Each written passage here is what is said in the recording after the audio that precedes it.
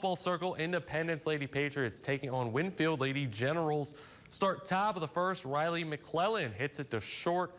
The run will score either way, but the bobble gets McClellan safe at first. But bases loaded for Winfield. Emma Lilly forces the ground out to only allow the one run in the first. But to the second, the Lady Generals would put the hurt on. McClellan hits it to left. Harmony Mills can't track it. That'll go as a 2 RBI double, clearing the bases, makes it 3-0.